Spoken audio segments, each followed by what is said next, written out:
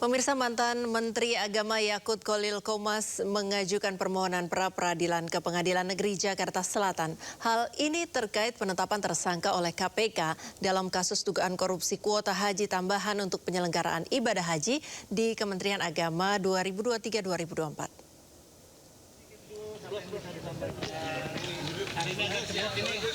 Komisi Pemberantasan Korupsi KPK menghormati hak hukum mantan Menteri Agama Yakut Kholil Qomas sebagai tersangka.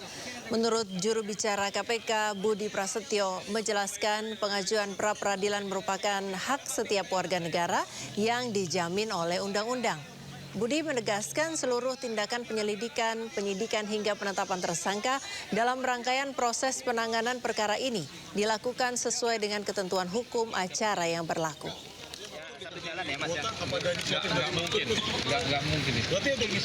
Terkait dengan pengajuan pra-peradilan ini, KPK tentu menghormati hak hukum tersangka saudara YCQ yang mengajukan pra-peradilan dalam perkara dugaan tindak pidana korupsi terkait kuota haji untuk penyelenggaraan ibadah haji Indonesia tahun 2023-2024. Pada prinsipnya, pengajuan pra-peradilan merupakan hak setiap warga negara yang dijamin oleh undang-undang dan KPK memandang itu sebagai bagian dari proses uji dalam sebuah sistem peradilan pidana.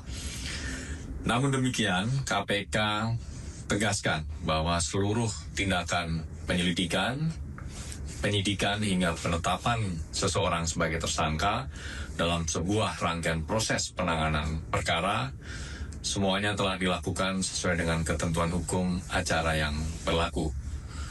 Dalam prosesnya, KPK sebelumnya telah menerbitkan sprindik umum, kemudian pada Januari 2026, KPK kemudian menetapkan 2 orang sebagai tersangka, yaitu saudara YCQ dan saudara IAA dalam perkara ini. Kami pastikan bahwa setiap penetapan tersangka didasarkan pada kecukupan alat bukti yang sah sebagaimana diatur dalam peraturan perundang-undangan, baik pada aspek formil maupun materialnya. Pemirsa, hakim menolak gugatan pra-peradilan Dr. Richard Lee. Akibatnya Richard Lee tetap berstatus sebagai tersangka kasus dugaan pelanggaran perlindungan hak konsumen.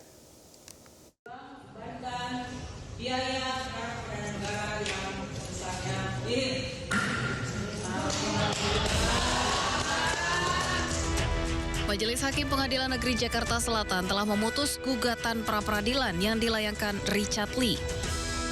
Gugatan itu dilayangkan sang dokter kecantikan Richard Lee karena keberatan dijadikan tersangka dalam kasus dugaan pelanggaran perlindungan hak konsumen yang dilaporkan dokter detektif atau Doktif ke Polda Metro Jaya.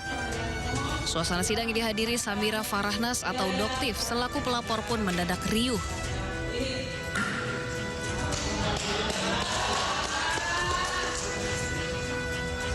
Di depan ruang sidang, Doktif melakukan sujud syukur usai gugatan Richard Lee ditolak.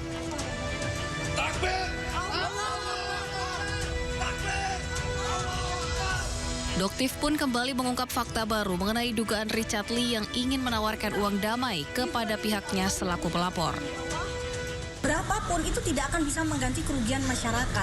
Tujuannya dokter di sini mengganti uang masyarakat. Jika kerugian masyarakat 200 miliar dan yang diberikan hanya 50 miliar, 150 miliar itu dokter cari dari mana?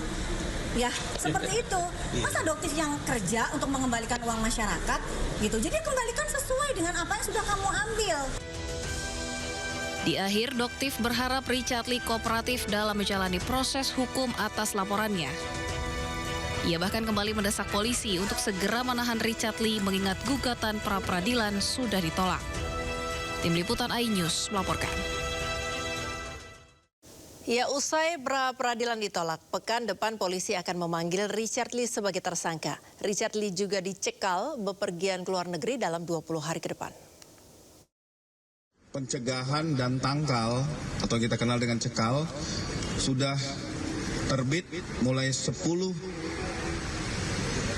Februari 2026 sampai dengan 1 Maret 2026 untuk 20 hari ke depan. penyidik akan mengirimkan kembali minggu depan mengagendakan untuk pemanggilan tersangka DRL. Kita ke informasi lain, pemirsa. Komika Panji Pragiwaksono menjalani sidang adat dan budaya Toraja di Tanah Toraja, Sulawesi Selatan. Panji didenda membayar 1 ekor babi dan 5 ekor ayam dengan bulu yang berbeda.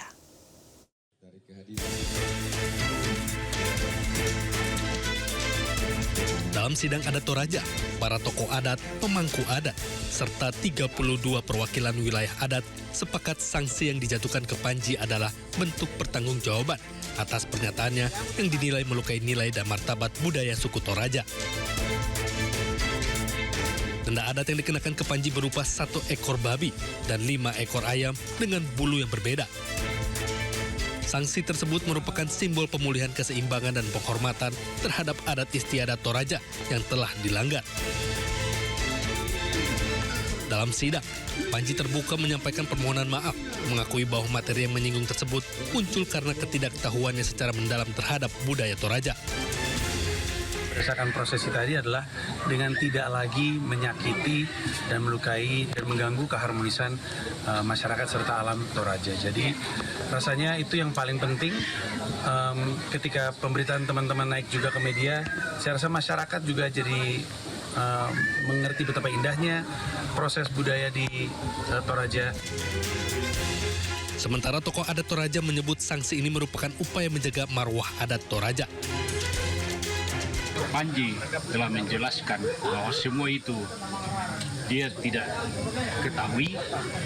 Oleh sebab itu kita masyarakat Toraja juga kita harus sadar dan harus mengerti apa yang dilakukan Panji, dan saatnya sekarang sudah datang berterima kasih dan minta maaf kepada kita. Para tokoh adat Toraja berharap kasus ini jadi pembelajaran bersama bahwa kebebasan tetap memiliki batas, terutama ketika menyangkut kehormatan adat dan suku di Indonesia. Dari Tanah Toraja, Sulawesi Selatan, Jufri Tonapa Aibis melaporkan. Pemirsa, Presiden ke-7 Republik Indonesia Joko Widodo kembali menjalani pemeriksaan oleh Polda Metro Jaya terkait kasus tudingan ijazah palsu. Pemeriksaan dilaksanakan di Mapolresta Surakarta. Jokowi tiba di Mapolresta Surakarta sekitar pukul 15.54 waktu Indonesia Barat didampingi kuasa hukumnya Yakub Hasibuan. Setibanya di Polres Surakarta, Jokowi disambut Kapolres Surakarta Kombes Pol Catur Cahyono dan Wakapolres Surakarta AKBP Sigit.